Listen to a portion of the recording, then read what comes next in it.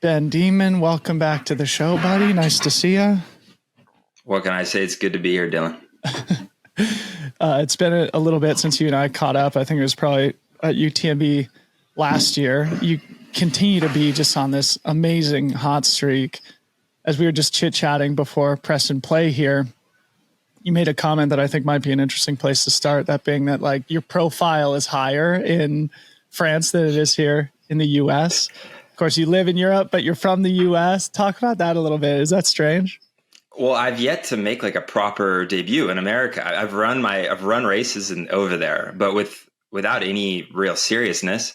So all of my results have basically come here in a country which really pays attention to trail. So essentially, like locally and regionally, I'm very well known. And then, I mean, everybody at least who's involved in the trail world has some exposure.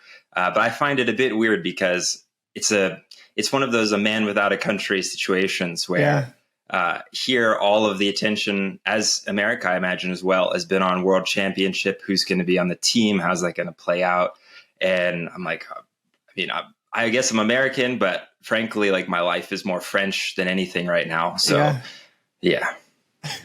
So it's interesting because like the obvious parallel is someone like Katie Scheid, right? Before she burst into international superstardom, she was American living in France, building up these great results. And people like me who pay very close attention knew a little bit about her story, but then she wasn't being as recognized in Ultra Runner of the Year and things like that, just because she was living in a different country. And I feel like there's maybe a parallel here with Ben Dhiman, but we'll get into that a little bit later on. Man, how good was her time though? Hard Rock. Unbelievable, man. So good. It's really, I mean, incredible. I would be curious to see where she ranks that with her results, but from an outsider's perspective, to me, it's the most impressive. I know the Western time is incredible as well, but my first experience in a proper ultra environment was at Hard Rock in 2017. I remember we talked about this on the first episode. Yeah. But I was in awe of people just clipping around those mountains and stuff, and to see her throw down in sub 26 hours is just unbelievable. Yeah. So cool. And it also, just plays into what you just said, and that you haven't really made a proper debut here in the United States. So maybe next year we could see a Ben Dhiman debut, maybe at Hard Rock. Anyway, diving into it, let's just start with just a simple personal assessment where you're at now mid-season. Obviously we'll go through some of the stuff you've been up to, but you're sort of at an interesting place now. 2 big results under your belt, but obviously the biggest prize still off, I guess a month or so away. How are you assessing where you're at physically, mentally, emotionally right now mid-season? Frankly, I'm happy with what's going on. The unfortunate part of success is like, it's just never enough. Failure is easy. It's just, you look at what you fucked up at and you're like, all right, we got to remedy that. We got to come back stronger, tons of motivation, tons of gas in the tank. And then success is like, great, but sorry, what happened at UTMB 2 years in a row with him? All right, what's going on with him? So, basically I realized that my statute is going to remain minuscule until I do what I know I'm capable of at UTMB. I'd say physically in really good shape, better. Yeah. I mean, it's really hard to know, like, are we better? Are we worse? I feel stronger, better, but it's mostly just like, I've sort of figured out a bit more about, okay, Ben, you don't need to go as hard as you've gone in the past. You have nothing to prove in training. You know what you need to do. Like the requisite boxes you need to tick in order to arrive in form. So this year has been more or less a theme of playing without trying to like get into that red zone training environment. It's been playing a bit under, because we know what happens when you do too much. Yeah. Right? We know. Fuck around and find out. Like eventually, the more you go in that direction, you will eventually find out what happens. Yep. We don't really know what happens when you just take a step back and actually make this attempt to do slightly less or significantly less. So earlier this year, before the Ventoux, the structure was to do significantly less before the first race. And then Lavaredo was an A objective for me. So the training was adequate and more than adequate and good.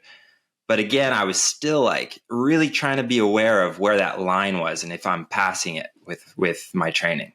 Yeah. All right. Let's come back and talk about some of that in a bit. But first, Yeah, 2 years in a row at UTMB. And obviously we're going to talk about this more later. But as you look at Ben Dhiman's result sheet over the last couple of years, it's like few huge wins, all podiums, and then 2 very notable disappointments and DNFs at UTMB. I guess what has been the albatross there? Like, what has been the thing you haven't been able to figure out? Nothing in particular. It's just 2 bad days. Like we have to learn our lessons. All right, lessons learned. But like the goal remains the same. Like, okay, maybe I can be a bit smarter, but also I could just be a bit fitter, and then it won't hurt so much, and I can make smarter decisions, and then boom, boom, boom. So like, I don't know, like just 2 bad days really, but I'm prepared to like just, I already left that stuff behind me. Like, frankly, it's over. You have to use it as positive momentum.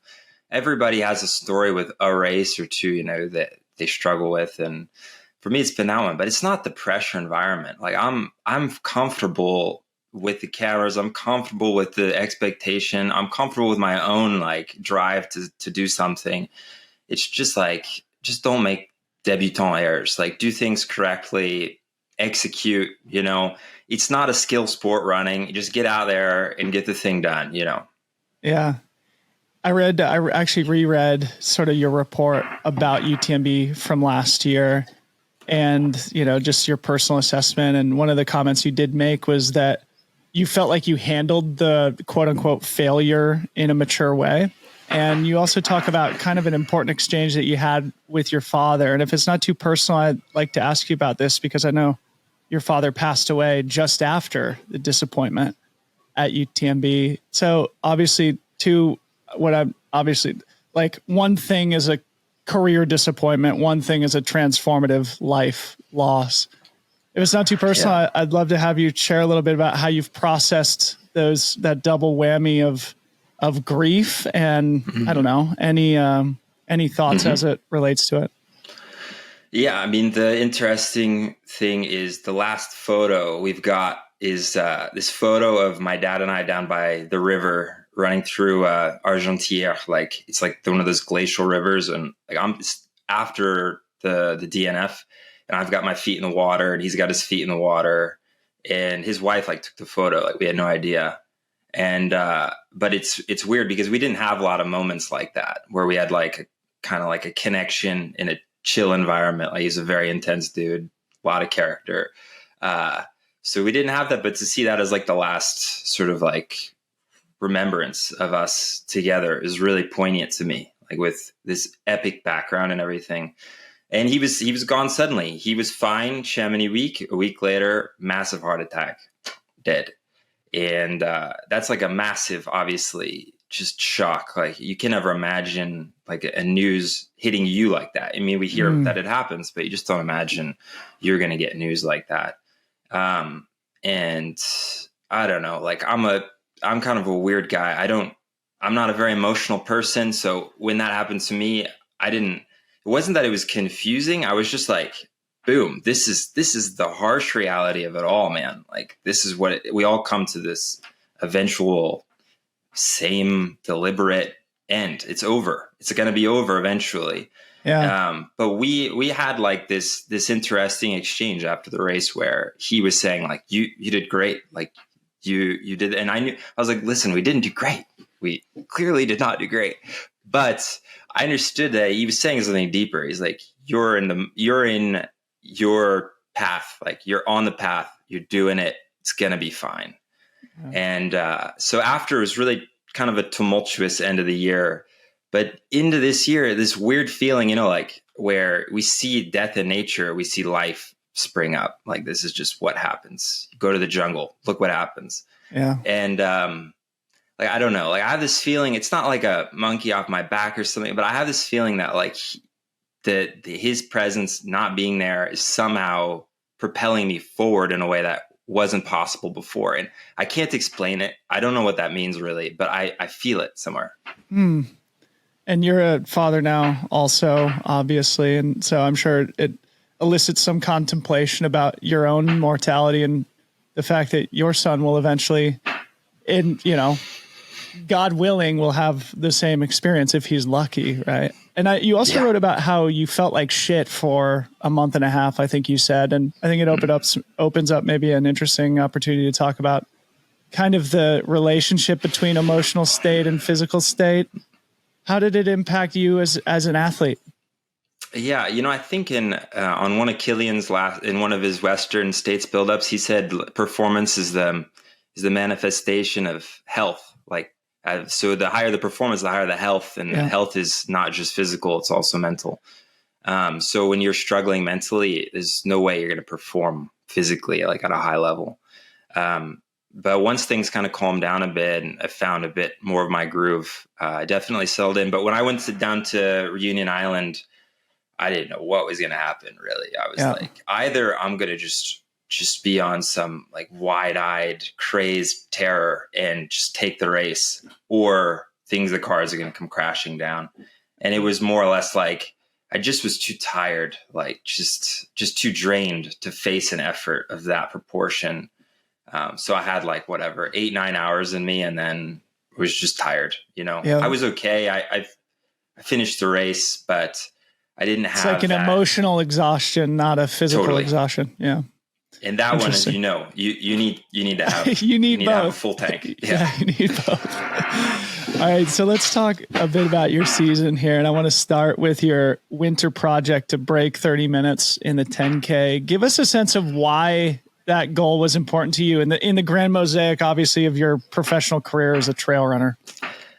So last year, actually, after the Diagonal, 2 weeks later, I signed up for a 5K, like local 5K race. And I was like, I'm just going to smash a little 5K, see what happens. And I just cruised under 15 minutes, was like, fine. Won the race under 15 minutes. I was like, this is fun. It's just this shift of gears where we spend the summer training in the mountains, hiking, moving at these like ridiculously slow speeds.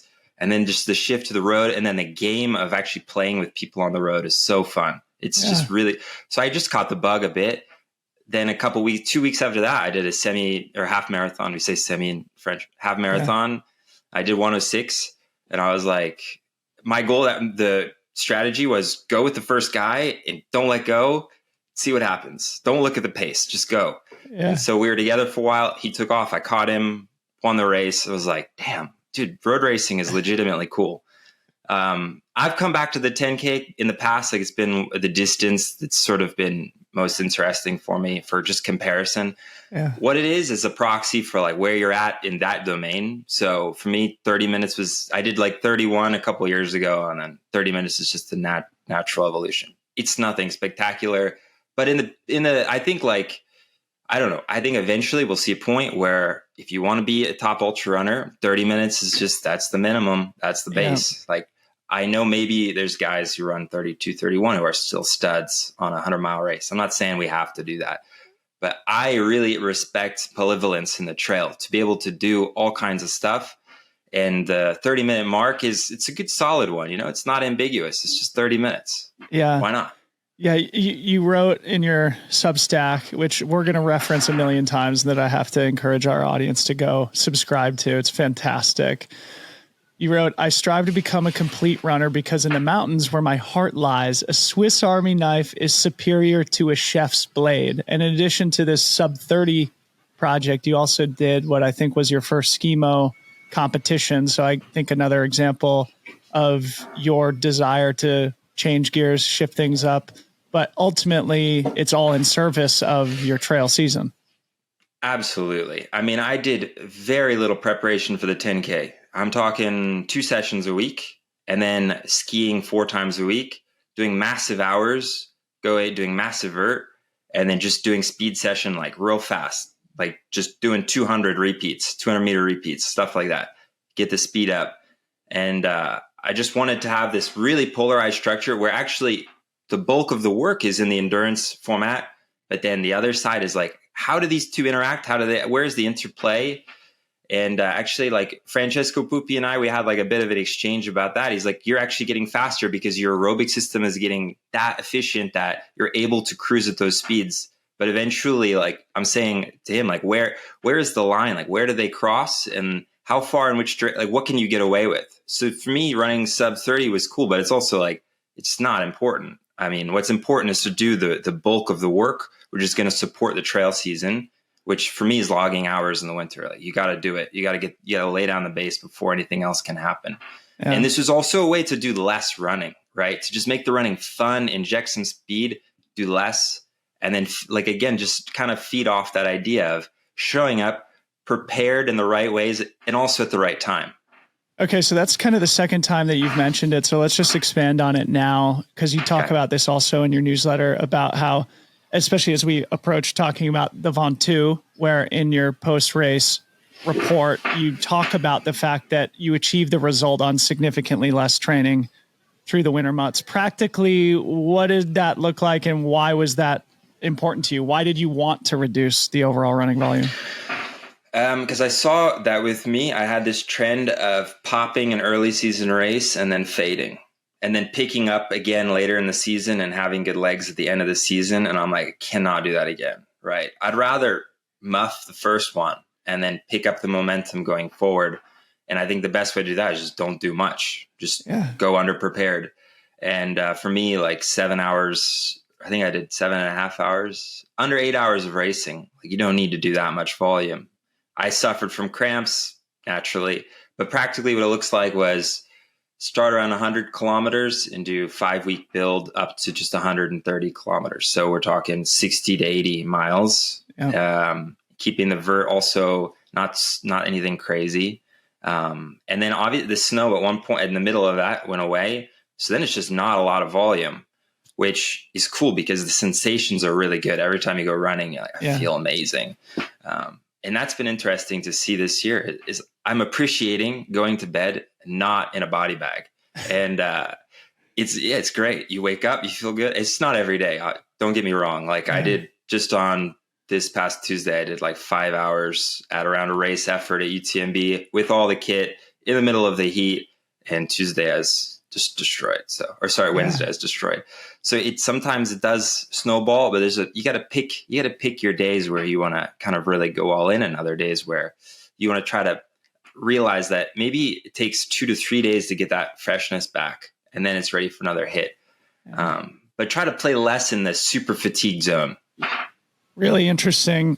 And your comment about noticing this trend and popping a great one early in the season and then fading, I think it opens up an interesting dialogue and thought experiment about having the best performance when it matters most. And I think that really is what separates the good athletes from the great athletes. The greats show up when it matters most. I think in my career, I've always felt that I had my best one race too early also in my seasons. Is there anything more there that might be interesting to share? What would you attribute that to? Same thing as you is just sort of like pushing too hard early and then maybe leaving a little bit too much on the first race course to the point where you don't recover and you don't have the same combination of physical and emotional energy going into an event and just not being as primed as you'd want to be. But I mean, I think this is important, especially for up and coming pros, and certainly somebody like who in your position, right? Like you could win UTMB this year, and it's really important to make sure that you have your best day when it matters most, especially with the couple disappointments we already talked about. Is there anything more that might be fun to expand on here about learning how to peak at the right time? Well, I think it's more or less, you have to have these observational experiments of yourself. You have to see how you interact in situations and actually be able to read what's going on. Sometimes it's nice to have a coach or a good friend where you can bounce those ideas off of.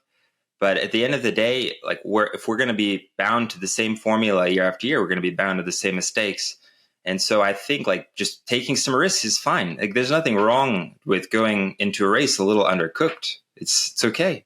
And maybe you don't get a great result, but I'm such a competitive person that like I will endure 6 hours of cramps. It's fine. I'm going to do it. I'm going to stay at the front and I'm going to fight my way to the finish line. But these actual taking the risk to change your training modalities, to train a bit about how you're polarizing or loading your volume before a race, it's worth experimenting with, and realizing as well that in an ultra, it's like, as you're saying, we need to have a reservoir, not just of physical strength, but of that like mental, like I'm really, really ready to accept this 20 hours of suffering. Yeah. Okay. So Before we talk about the Ventoux, let's come back to Substack for a bit, because again, we're going to reference a lot of the stuff that you write. And I'd love to have you just share a little bit about that tool, because you were early to it. You know, obviously a lot of pros and a lot of people in general are using this great platform as a way to share a bit more about their story. You're using it in what I find to be interesting ways, combining both newsletter and podcast. There's always a lot of great insight contained on the Speed Demon. Plus, it's a little bit different from Instagram, which of course comes with its own pluses and minuses. So I don't know. I'd just be interested to hear about your relationship with the digital world and where, you know, that Substack comes into play. Well, I mean, I've just been more or less a writer for a lot of my life. So it was natural. I had like my own blogs going for a long time. Since maybe like 2012, I started keeping blogs. And then, I don't know, Substack is just an appealing medium to actually be able to distribute things into people's mailboxes. But what I was going to say was how cool it is to get on the same weekend an email from me about Lavaredo and then Caleb from Western States. Yeah. But what other sport are you getting? I know you're going to get vlogs, like you're going to get hyped up, crazy ass music vlogs of triathletes and stuff. But like, you got to say that there's something with the ultra runners. We're like thoughtful people, not all of us, but a lot of us are thoughtful people who actually want to just, and maybe a bit intimidated by like all of the camera stuff. Would just rather just sit at the computer, get the thoughts down and go for it. But honestly, like especially the race reports, this is a very useful tool for anybody to just write your own race report. You don't have to publish it.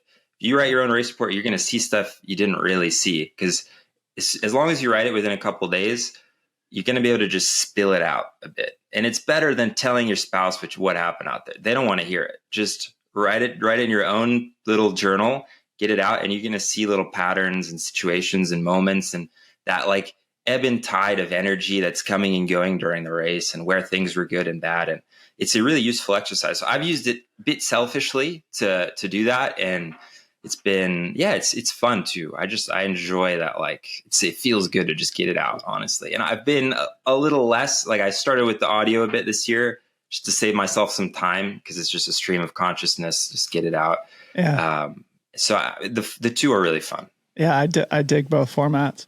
It is funny now, just remembering back to just a month ago, you won Lavaredo, had a great Substack. Caleb won Western States, had a great Substack. And then Rod Farvard's post-race blog, he hasn't moved yet to email distribution, was fantastic. And same with Killian's after Western States too. Yeah. So yeah, I don't know, just so much interesting insight from the guys who are actually in the battle nowadays. And they are a lot of thoughtful, at least that quadfecta is some thoughtful dudes who are capable of articulating it in a way that I think translates a lot of the interesting stuff that's happening at the professional end of these racing fields. So speaking of which, let's start talking about your season. The Ventoux, you started, it was 89K, I think. Share a bit about the region first, because the Tour de France is going on now, which is sort of popularized the Ventoux. I've never been there, but share a little bit about the region itself and why you chose it to start your trail season.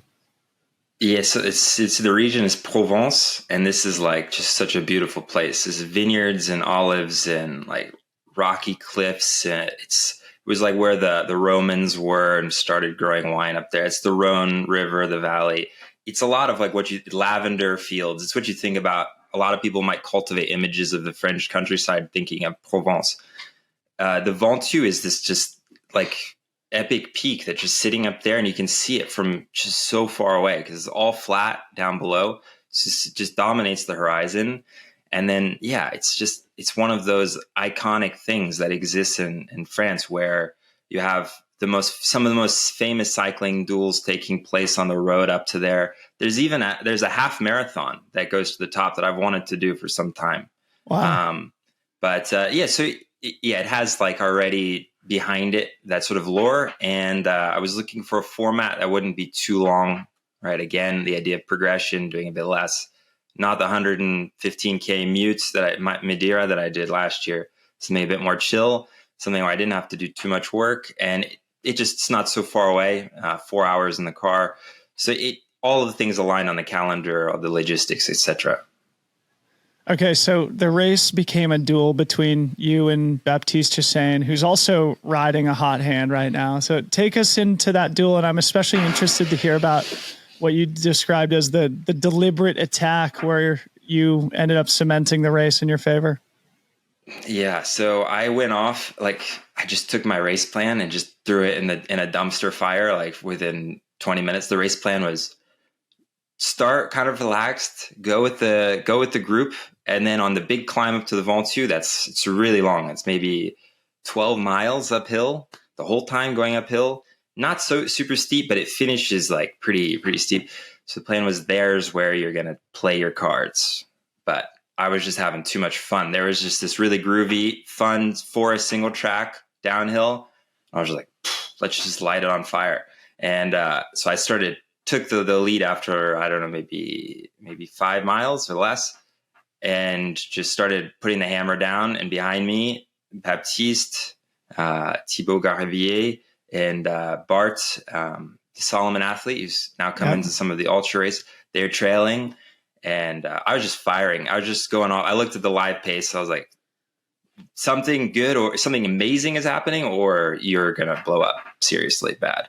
But so I took the lead, and then actually on the long climb, I started to lose power.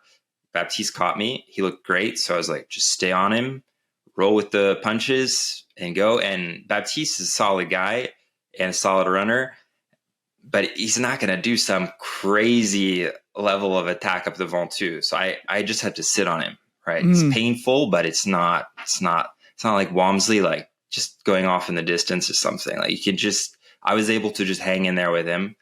The cramps really bad. So a couple of times I actually had to stop, stretch, like try to get it out, the hamstrings.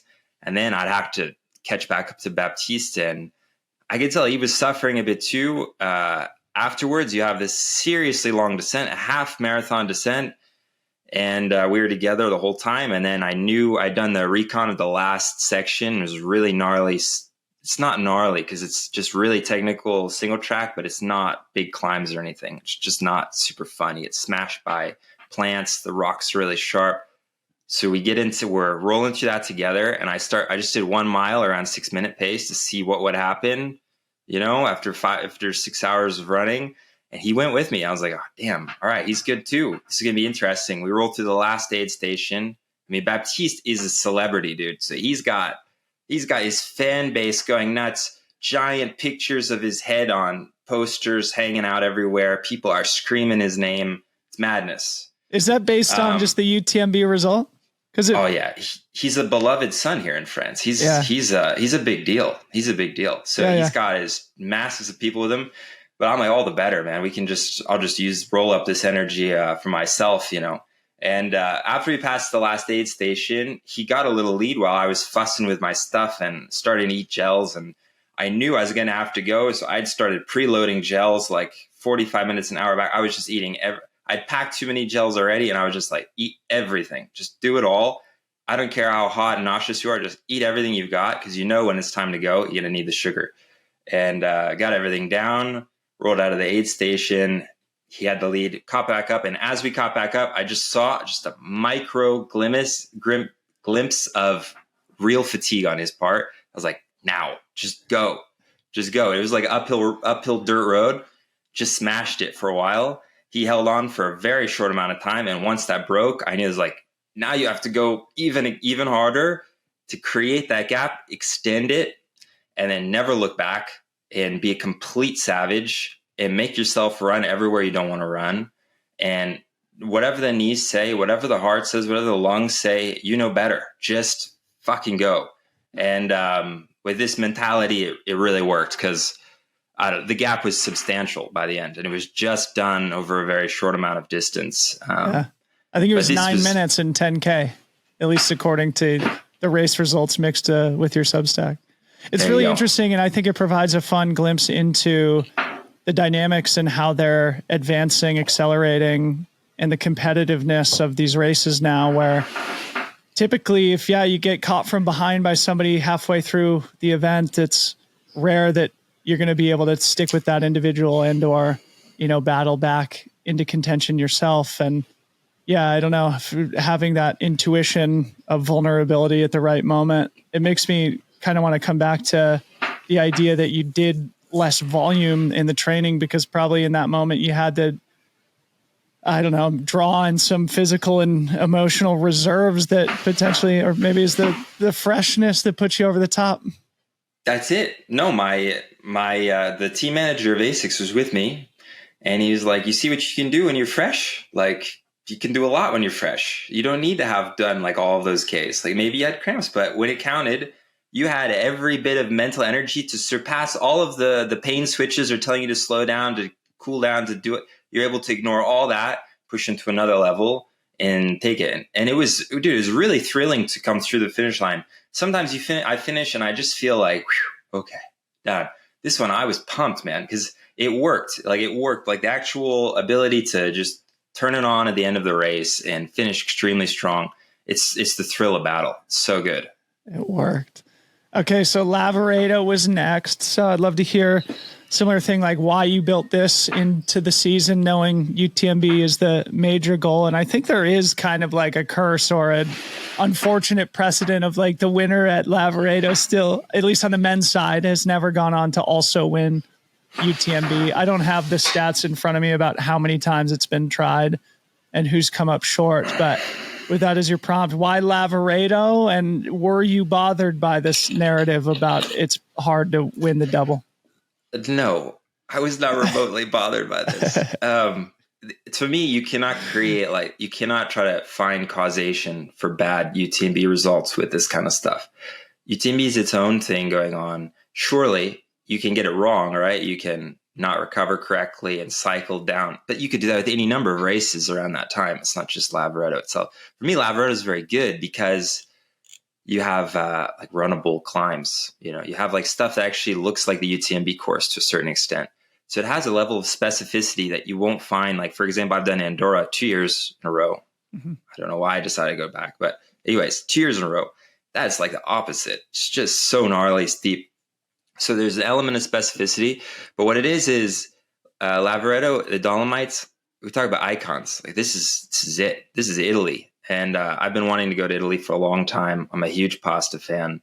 I just love Italian stuff. I like the whole thing. So it was really important for me to go there eventually. My training buddy Gautier, he's with the Sportiva team. He ran last year. I started dreaming about it and then decided to make that one happen. But I kind of thought also that it's got a really cool history with winners. Hawks won there, Tollefson won there. Nomberger's won a bunch of times. Like some big names have been making big statements and wins at that race. And actually, I think I'm not sure when we talk about the curse and all that. I don't know how all of those guys then translated that to UTMB. But it's a classic to me. The classics, they warrant a rite of passage. I know Western States is getting all the coverage during that time, but this is a good race. And I'm not saying don't do one or the other, but for me, this is as good as you're going to get during that same weekend if you're not going there. Yeah. Tell me a bit about this guy Gautier, because he shows up a bunch in your newsletter, and I think actually occasionally in the audio version of your Substack. Tell me about Gautier. Yeah, Gautier, he's my best friend here, my training partner. We're like we're in the same groove kind of to a certain extent. Like he was not a high level athlete he didn't grow up in the sport or whatever. He found it a bit later. He's got a young family. He lives just like 5 minutes away. He found a way to he's a pro trainer. I mean, he has a real job as well, but he has a pro contract and everything. Who does he run for? What's his last name? Gautier Boncara. He runs for La Sportiva. Okay, cool. International. Yeah. So anyways, we met at a local race here. We did battle one day. I beat him. And after I got his number. And I remember it's funny because we did a 4-hour day in the scorching heat, climbed a huge mountain. And it was my first year in France, speaking very, very shitty French. And he cooperated with my poor French and spoke French very easily to me back. Remember, we jumped in the car after all that, and he just said a full, complete sentence in English in a perfect, like grammar, everything. I was like, you speak English. Like, why would you have made me speak 4 hours like that. It's like, it's good for you. But we connected on a lot of levels, from the side of adventure, from the side of living a life before becoming a real athlete. Like, that's huge. And then he's a strong runner, so we're able to share training together, which is really important, which is amazing, honestly. Find somebody who you can share good sessions with. Critically important. Okay, so back to Lavaredo, where the Ventoux is sort of a duel between you and Baptiste. Lavaredo seemed like it was more of a you against the clock, you against the course record situation, pulling away from the pack pretty early. Share a little bit about the strategy and the competition. Again, we sort of formulated a plan loosely based off this. It's just a horrible plan. I don't know why I keep saying that. Just run with the guys, then go. But like, come on, like I have to be more nuanced with it. And I knew it wasn't going to be strictly like that at that race. That when you have like a big block, a taper, you're living in a new environment for a couple of weeks. Like, I was there 2 weeks in advance by myself, and I really enjoyed that. But I wasn't sure how I was going to be on race day. So I was like, we'll just sort of see how it feels. Let's go with the sensations a bit. Let's try to put the data aside. Let's put the race plan aside. Let's put the splits aside. Let's just go with the feelings a bit. And so I did the first climb with the group, and my heart rate just felt good. I was like, we're going uphill, but I'm feeling pretty relaxed right now, thankfully. Downhill, fine. And then it's funny because we had a big group after the first downhill, but there's just a small ramp. It's only maybe a 3-minute climb at 20% on a gravel path, wide gravel path. Mm-hmm. And the group of, 20 runners just became 5. Just because the 5 we wanted to run, 15 wanted to hike. Yep. And that's all it took. Like, just the smallest thing like that. And you're like, well, why wouldn't you have just jogged? Like, you had to have already been suffering if you didn't want to jog that. Because we know, if you know what's on this course, you've got a lot of that ahead of you. Yeah. Anyway, so it broke down into a smaller group of around 5. And then again, on the next climb, it got real steep again, but not technical. I was like, I'll just jog. And then it broke off again. And then it was like that. And then I knew that I would be fine on the climbs, but what I had to do was really gas up on the descents, to show no fear, to lean into the discomfort of some of those descents, and to just do it as fast as you could, basically. And so that was the challenge then. And it worked out nicely finally. Yeah. But I knew I had to be on the attacking foot for a lot of that race if I wanted to have a shot at the record. A theme that I feel like has come up, though not explicitly stated here, is the importance of staying in the group, staying in the pack. You described when Baptiste caught up to you, at that moment you knew you had to stick with him, stick on his wheel to give yourself a chance to maybe win in the future. Similar here at Lavaredo, those guys they could have stuck with you on that 3-minute climb in all likelihood, mm-hmm. right? But they chose not to. And ultimately that gives you the opportunity to move ahead. And then if we think back to Caleb at Western States too, there's a fun anecdote from Chris Meyer's post-race interview where he just stopped to take a pee. Caleb got a little separation, show's over, right? So really it is at your guys' level, you have to stick in that pack. Otherwise it's just like cycling now. If a group gets away, they've got a good chance to win. I think so. Yeah. It's not like cycling because we don't have the aerodynamics advantage of drafting, but you have the momentum. It's because eventually our paces they're gonna look very similar, and so any amount of gap can be sufficient. In an ultra, late in a race, unless somebody's able to really tap into some magic, just going to be death marching to whatever extent that looks like. It differs what that looks like for people, but it's the margins, they're not closing gaps very fast. So so what that says is that the moment of separation is important, so that you get the gap, and then usually those paces will normalize, and the gap will, in all likelihood, not grow anymore or grow slower than it did to begin with. Things come back together sometimes in races, but normally that's just between individuals. Like when we see groups break, we're seeing individuals kind of play off of each other a bit. But in those circumstances, you also have this ability to work off of the other guy's strengths when you're feeling weak, which it's not actually happening physically, but you're able to do something mentally. Just turn it off. Just go blank, follow the feet in front of you. don't think, right? Stop thinking. When you're by yourself, you can do a lot of thinking, man. So whether you're by yourself in the front and you have this fear of what's coming behind, or you're getting splits of somebody who's a couple minutes or even 10 or 15 minutes ahead, between those aid station breaks where you're getting time splits, you've got all this no man's land in your head, thoughts turning, which can cycle into, positive and negative feedback. So it's a subtle game. And I think, like, honestly, at the high level, whatever the differences between people are marginally, they're not enormous, right? At a Western states like that, you had a lot of guys who could have won the race. It's not just like Caleb was the automatic, he was going to win. Yeah. But there's a weird magic that happens with the eventual winners, man. There's like a thing that you get. It just happens. It's not that it's unexplainable, but it is a little hard to explain. But it does come down to just those very small minutes, right? Or those very just tiny, seemingly insignificant moments where Chris Myers is like, hey, I'm just going to take a quick leak, and then I'll be back on his wheel.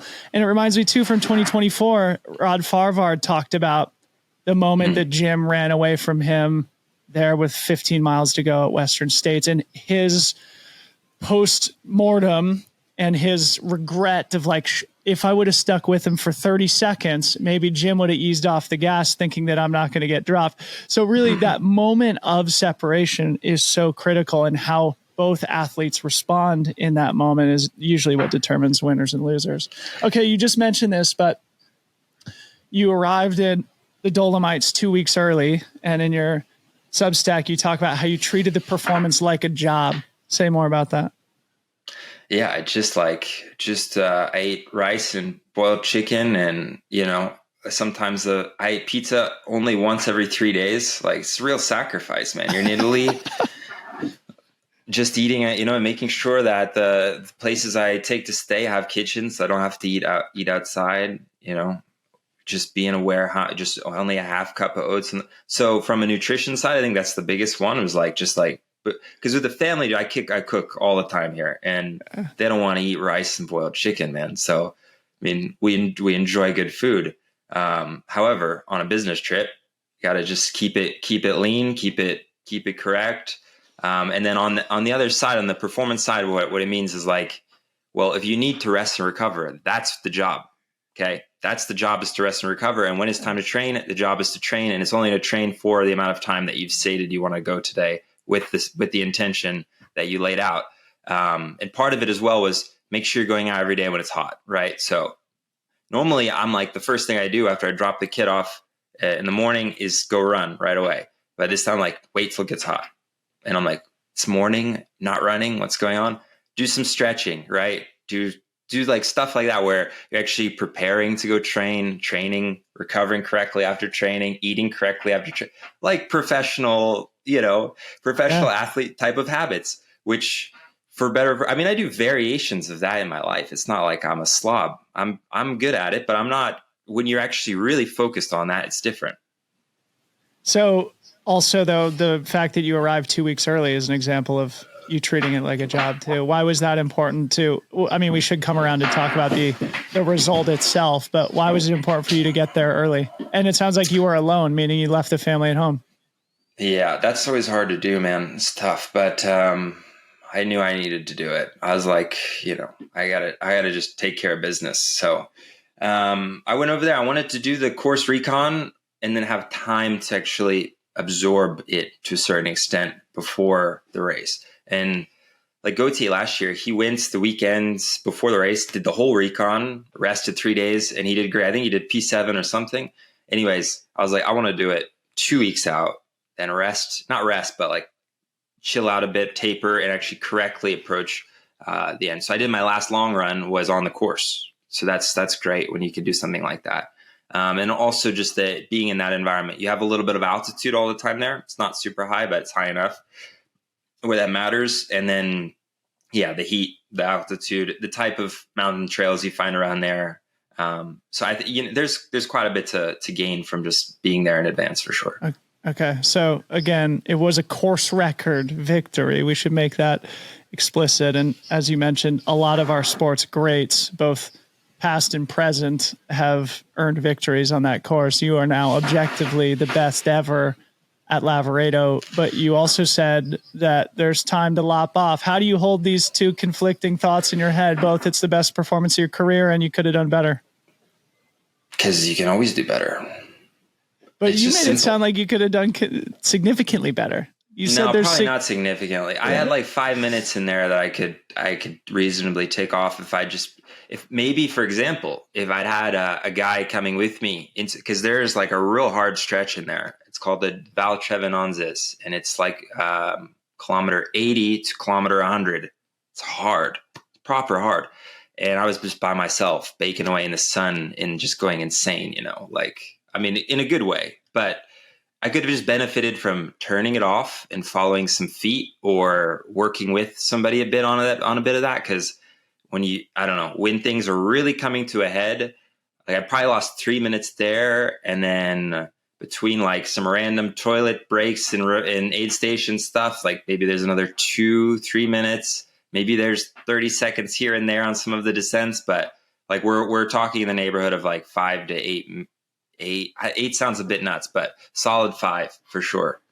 Very interesting. Do you know Keith Byrne? I think he sort of does the finish line emceeing. He's a British guy, but he's sure. Yeah. So he sent me a note about you after Lavaredo. And he said that you said at the finish line that not every day does a plan deliver in the way that you want it to. Plus, I was able to turn pessimism into optimism. I didn't notice this in your Substack. Is Keith touching on something important there?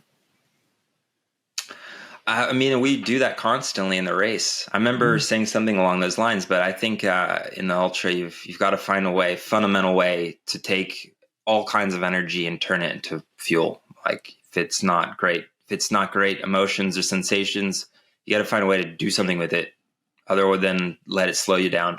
Yeah. So during those harder moments when I was by myself, for sure, I was like, man, how bad do you want this really? Like, is the suffering enough that you would actually slow down right now? Like, is it really that bad? Or like, can we do something with the suffering? Can we use it to like propel us forward to a certain extent? Or can we just let it go on the side? But like ultra runners like Courtney was there, are people who have like tons of experience, especially in longer and longer formats. You have to find a kind of like alchemy to be able to do this stuff, to be able to work with all these kinds of energy sources. Yeah. Okay. So we are about a month away from UTMB. Let's spend the rest of our time looking forward. That means it is basically crunch time. I imagine it is the middle of crunch time for you now. Tell me a little bit about the recovery from Lavaredo and how you're treating these final critical weeks before the taper. Not too much differently, honestly, than my training before. That was like what part of the theme this year is just not like, you don't need to do too much. You're fine. You got the fitness, you have the experience, you'll be fine. Just get there healthy with enough done that you can actually perform, but with enough freshness where you can actually tap into the energy that you need at those critical moments. So it was like pretty slow 10 days-ish after Lavaredo. I took 7 days off. We bought a house, we moved into the house. So that was like a good thing to do when you're not training. And then after I just had like some transition days and then back into it now, and things feel good. So the goal is to not like make people's eyes roll on Strava. It's just to like, let's just keep it cool. Let's get there intact and let it rip.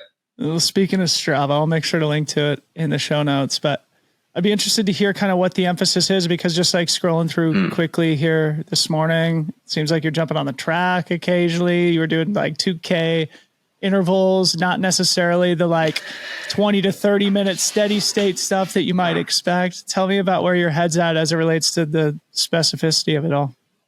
Right. So actually last week we were at the beach with the family. It's sounding like I'm not a real Look at you, dude. Well, no, but we don't take vacation. You know how it is. Like there's like the family's like, are we ever going to go on vacation ever? Like, what is the deal? You get to go to Italy while we stay here. And then, so it's like, we could go to a beach 5 days, enjoy, because it's not so far away from here. So when's the beach? And of course there's no mountains. So I was just doing some faster stuff to have some fun. But honestly, it's not bad. Like, it's not a bad thing to do a bit of that in certain positions. I know that one thing I've experienced in July every year, since I've been trying to do for the past 2 years then, it's just a really deep level of fatigue that's like in the bones almost. Like you're just like, oh, I feel like shit every day. But that's not even remotely the case right now. I feel good. My resting heart rate last night before bed, my resting heart rate was 39 before sleeping. And I was like, dude, I'm feeling good. Ready. Like, yeah. And in the middle of training, for example, to point of comparison. So in the middle of training, it'll be like before bed, it'll be between 52 and 55. And then when I'm starting to get fresh, it's more like 49, 47. And now it's like almost, it's like below 40. I was like, well, it means that the body has absorbed the work. It's doing good. It's recovered. It's doing fine. And the goal is to kind of like not maintain a state. You got to take your shots. You still got to work hard. One thing that I've had to do to sort of compensate a bit for the Lavaredo training was heavy running on gravel roads and stuff, doing anywhere between 1,000 and 2,000 meters for 20 to 30 miles. So it's not a lot for me. So I've had to compensate a bit by shifting to some proper hiking terrain because we know UTMB. Actually, that's a great think on one of those episodes of the Coopcast, he had this guy on. He started talking about breaking the UTMB course into 100-meter segments and then seeing how much of it is on 30%, 20%, et cetera, all of the inclines, and then how the athletes perform on all of those different inclines. Western States obviously has almost no 30% inclines, and UTMB has a significant amount. So he was saying maybe that's why athletes have a hard time doing boom, boom. The two of them is like this whole experience of hiking, etc. So I've had to compensate a bit by we've got bountiful amounts of 30% here in the Pyrenees. So been doing more steep days with the pulls and stuff like that. Because I think I can just maintain a bit of the Lavaredo attributes, tuck in a bit of the steep stuff, the hiking power, because you need that. You really need to feel like you could hike all day. And then, feather in a bit of that speed maintenance because, that's one of my strengths. And you got to race your strengths. Don't get me wrong. And I feel good after those sessions. It makes me want to ask the balance between quantitative and qualitative. I feel like you have a very interesting mix of the two where most people, myself included, will significantly err towards one end of that spectrum. You sort of feel like you're dead center. And you said earlier about how I think it was at Lavaredo where it was just sort of like forget about the data and just race by feel. Where do you sit on that spectrum, or is there something there that would be fun to talk about? Yeah, man. I mean, it's just, I feel like the watch in general is like it's toxified. I mean, I wouldn't be the first guy to say it, but it's toxified this whole environment. So I didn't get a GPS watch until 2021. And so I've done everything in my life without a watch until 2021.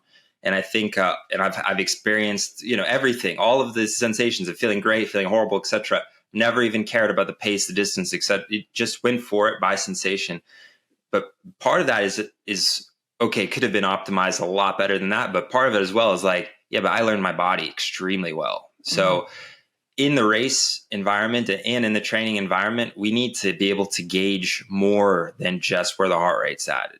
That's like very easy to like look at, and it's good afterwards to have a look, especially to compare efforts. But generally, I'm residing more on the side of sensation than I am in the data. But the data often just confirms the sensation. Like if there's one that's the winner, to me, it's a sensation. And then the data is usually there to support it. I prefer to be there. And I think in our sport, that's more relevant, right? Yeah. On a more textbook standardized environment, like a track or a road or whatever, maybe we should be staring more at the data, right? Yeah. Okay. So looking ahead towards UTMB also, contrary to years past, the start list is not public right now. And so we're like actively looking for it. And so I wanted to ask like whether that is important to you to know exactly who's going to be there. Like off the top of my head, I know like Francois is going to be there. I think Tom Evans is going to be there. You're going to be there. But like there is more mystery than typical 1 month out as to who's going to be on the start list. Seems like that doesn't have any impact on you. I don't care at all, man. I really do not. Genuinely, whoever wants to come can come. It's going to be fun. So all all your chips are on black, so to speak. It seems like with UTMB. This is UTMB. like the one, it's when we're talking about a professional and being a professional runner, this is what you're expect. This is where it counts. So yes, it is. That's fine. That's fine. The game is simple. It's one thing I appreciate. Like we were saying the other day, I was saying to my wife, I was like, technically I'm living my best life right now. Like I don't really realize it, but like, young family in a house, with a cool job, everybody's healthy, everybody's doing great. I was like, but it's comparatively boring to when I was, just kind of footloose, trekking, and me. I used to live in Colorado. I know you went there the other day. Yeah. You ran out there. I lived there for like maybe at I don't the know, beach. maybe. Yeah, I lived in the jungle. Like I lived in the jungle for like almost a year. You're kidding me. No. On the North Shore of Kauai? Yeah. Well, I got to hear about this before we wind down. Sure. Yeah. So happy to go down the rabbit hole. Yeah. Setting it up for you. So there's this incredible idyllic place in Kauai called Hanalei, and down the road from Hanalei is the Kalalau Trail and the Nepali coast of the Hawaiian island, Kauai, an insanely rugged, hardcore, beautiful place on planet Earth. And the trail is, I think, about 11 miles one way. And at the end is this beautiful remote beach that's only accessible by hiking the trail in. So with that as your prompt, Ben, tell me about your life living in the jungle. Let me explain this away. So let's go back to 2012. I'm hiking the Appalachian Trail. I meet this guy called Stone Dance. He becomes one of my best friends out there. And he kind of mentioned Kalalau, Kauai, like once or twice in passing conversation. And, Kurt Vonnegut wrote that a good travel suggestion is like a dance lesson from God. And somewhere in my head that like the name is sort of cooking, Kauai, Kalalau.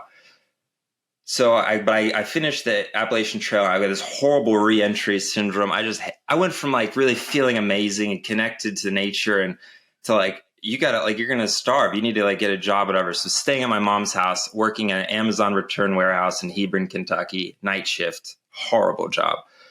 And I saved up enough cash to get a one-way ticket, and with a little bit of saving, but one-way ticket to Kauai. And I was just one of these dirtbags getting on the airplane with my backpack and going to go live in Hawaii, going to go try Kauai. And I had with me the Beachcomber's Guide, a book by Yul Gibbons about foraging in Hawaii. I was like, I'm just going to forage. I'm just going to fish. I'm just going to live like that. So I arrive and bounced around a couple beaches for a while. Wound up meeting this guy, Sebastian. He's like, I'm going to Kalalau. And I was like, well, actually, I heard of that. Like, can I come with you? He's like, sure. So Sebastian, he's got a guitar and a surfboard. And me, I was in the barefoot phase. So I'd gone barefoot. So I was a bit slow as well. And we hoof it out to Kalalau. And I'm sleeping in a hammock every night. So I got this hammock with a mosquito net and a tarp. And so we're just hanging out there. So Kalalau, it has a beach, but then there's also a valley adjacent, where the river comes out. So if you cross that river, and that valley actually goes back almost 5 miles. So It's like a huge valley. And it's this lush jungle environment.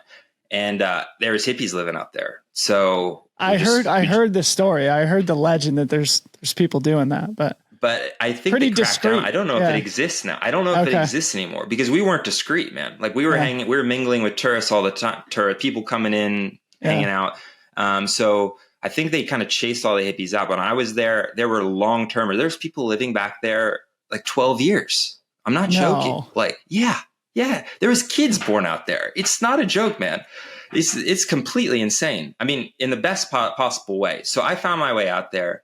I'm not even 21 years old. I'm like 20. And I was like, this is the coolest shit ever. This is amazing. And I'm staying here. So I went out there with just a bag of rice and my little, stove and everything. And then, but what I used to do sometimes, I used to do like 3.5 weeks or so. And then I need to get supplies. And I'd run out barefoot with an empty backpack and then hitchhike into Hanalei and then pick up supplies. We love cheese. So we'd get like rice and cheese and, all kinds of goodies. And then hoof it back in, hike in, just with just off my peanut butter, honey tortillas and a bottle of Black Velvet and like get back in there and hanging out. So, I mean, I had this amazing, deep, incredible experience back there, extremely formative. So when I saw you were over there the other day, I got really stoked. Unbelievable, man. What a story. So it's comparatively boring now. My life is great, but it's a bit, yeah. What a contrast. It's good. I'm happy.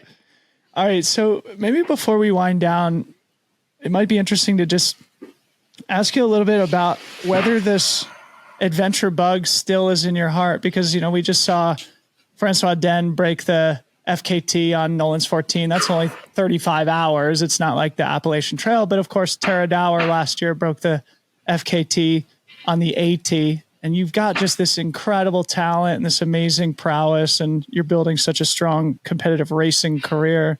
Do some of these long trail FKTs appeal to you later on in your career? I would never rule something like that out. But at the moment, I think like I'm best suited to be in the competitive environment, and you can't really optimize for both of them. So, but hey, once I can't get on the podiums anymore, maybe we gotta pull the plug and change direction. Yeah. Well, plus now you got Tour de France, you could do Cocodona. It's sort of a mix of the two. Who knows? Yeah. Focus on UTMB for now, but God, that would be, it seems like you're tailor-made for that type of stuff. All right, final thing. Tell me a bit about Asics, because I think it's like quietly becoming one of the strongest teams in the world. Yourself, undefeated so far this year. Tom Evans is the same. Sarah Alonso is either first or second, I think, right now in Golden Trail. Obviously, like Maud Mathis is a baller. Andrea Simoon, many others. Yeah. You've been on the team, I think, for a year and a half now. Tell us a little bit about it, because it's less prominent here in the U.S., I think, too. Yeah, I mean, it's obviously it's like the king of the roads. It's like really known for the quality of the road shoes. But the trail has been, obviously, I think a lot of running brands are looking for a way into the growing and lovely trail business. So it's really good, and they're clearly investing heavily right now into equipment and to building a good team. So I feel like I caught it really in a good spot, because it's. I met, like, for example, this year we had like a team meeting in Menorca in Spain, and they brought like the Japanese shoe engineers. They brought everybody over to meet us, to start actually explaining like how it works to run on the trail environment. So some of the shoe technology, I think it's just starting to catch up now. It's taking a minute, but it's right. They're starting to do some really amazing stuff. I've been getting in the mail recently, so expect to see more Asics in the future. All right. Ben Dhiman, thanks so much for coming back on the show, buddy. Keep sending that newsletter. Look forward to seeing you in Chamonix. Yeah, it's a pleasure, Dylan. Thanks.